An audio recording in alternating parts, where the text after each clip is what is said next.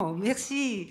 Donc, oui, la DSMI, oui, c'est un nom très, très long à écrire sur la carte. Donc, Denise Pérus, directrice à la direction des défis de société et maillage intersectoriel.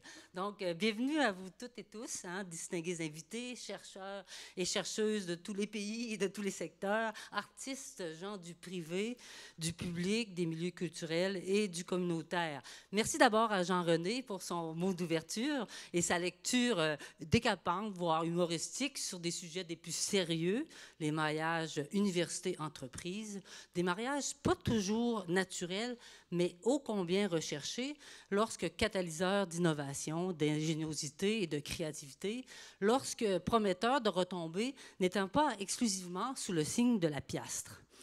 Sans être flagorneuse, voire têteuse, je veux saluer sa présence aujourd'hui comme animateur, qui est loin d'être anodine. Évidemment, ce n'est pas qu'à titre d'infomane. Son parcours est des plus inspirants. Où est Jean-René? Je ne le vois pas. OK, t'es là, t'es caché. Bon.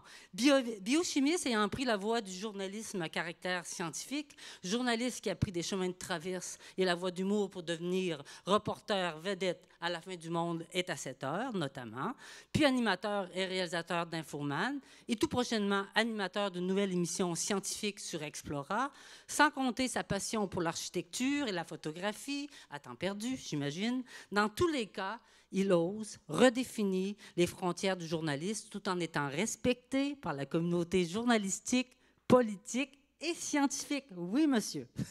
Or donc, merci à vous toutes et tous d'être présents à ce colloque que j'ai eu le plaisir d'organiser avec mon ami, collègue Jean-Pierre Vidal, donc et non pas Jean-Marie, hein, conseiller stratégique, feu roulant d'idées et de créativité, comme je me plais à le dire, et Yves Jacquier, directeur de la Forge à Ubisoft, lequel n'est pas seulement tombé dans la marmite des jeux vidéo, mais se sert de son laboratoire de prototypage, la Forge, pour allier académiciens et industriels et faire émerger le goût de la découverte et de l'audace. Et cette audace, les FRQ, les Fonds de recherche du Québec, l'ont provoqué avec son tout premier programme pilote lancé l'an dernier. Plusieurs dans la salle ont pu assister à la déferlante des 22 projets financés lors de la grande messe du 30 septembre dernier à la Société des arts technologiques. Audace constituait le premier-né d'une programmation misant sur les maillages, oui, le tricotage intersectoriel, et sur les avancées que peuvent générer les croisements des savoirs, d'approches et de cultures de diverses disciplines scientifiques. Les FRQ offraient à ce moment-là un cadre souple et novateur, incitant la communauté de la recherche à faire preuve de créativité et d'audace, sans se soucier des barrières disciplinaires et en osant toutes les ruptures. De ce maelstrom surgissent de nouvelles formes de recherche hors des murs universitaires, que ce soit dans l'entreprise privée ou dans le secteur public, qui ne font pas uniquement appel à des équipes pluridisciplinaires, mais aussi à des non-professionnels qui contribuent tout autant par leur expérience de vie que par leur expertise. C'est précisément de cela que nous allons parler aujourd'hui, de nouvelles modalités de recherche, à partir desquelles peuvent surgir de nouvelles approches, de nouvelles méthodes, de nouveaux objets de recherche. Et nos participants et participantes parleront de conditions qui permettent la créativité et l'audace en recherche, aussi bien dans l'entreprise qu'à l'université, ainsi que des défis que cela représente si on veut profiter et dans tous les sens du terme, hein, des opportunités d'innovation qu'offre la recherche collaborative, intersectorielle, intermilieu, bref, les bref, des enjeux propres à la conjugaison d'approches et du risque d'abandonner ses propres habitus et d'oser pour mieux rebondir, sinon faire advenir quelque chose de nouveau, durable et socialement acceptable.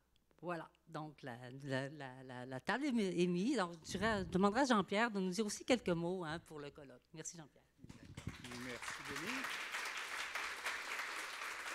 Alors, j'ajouterais simplement à ce que disait Denise que cette espèce d'effervescence que nous essayons non pas d'insuffler, mais de capturer, parce qu'elle est là, nous parions qu'elle se fera à partir d'un certain nombre de rencontres. Et les occasions de rencontres inattendues, inespérées même des fois, nous avons pensé les faire par des colloques. Nous en avons fait un à l'ACFAS qui portait sur la recherche hors piste. Il y a celui-ci. Il y en aura un autre au prochain ACFAS qui a lieu à Ducos, à Gatineau, et qui va porter sur les structures universitaires. La question étant, est-ce que les structures universitaires permettent d'aller chercher la créativité qui est dans les divers secteurs et permettent surtout à cette créativité-là de rencontrer, aux divers acteurs de cette créativité, de se rencontrer et d'aller plus loin, en quelque sorte. C'est le grand pari que nous faisons à la DSMI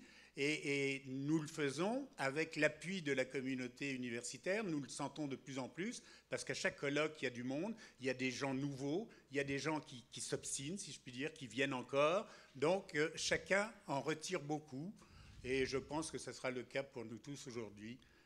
Alors, merci d'être venus et bon colloque.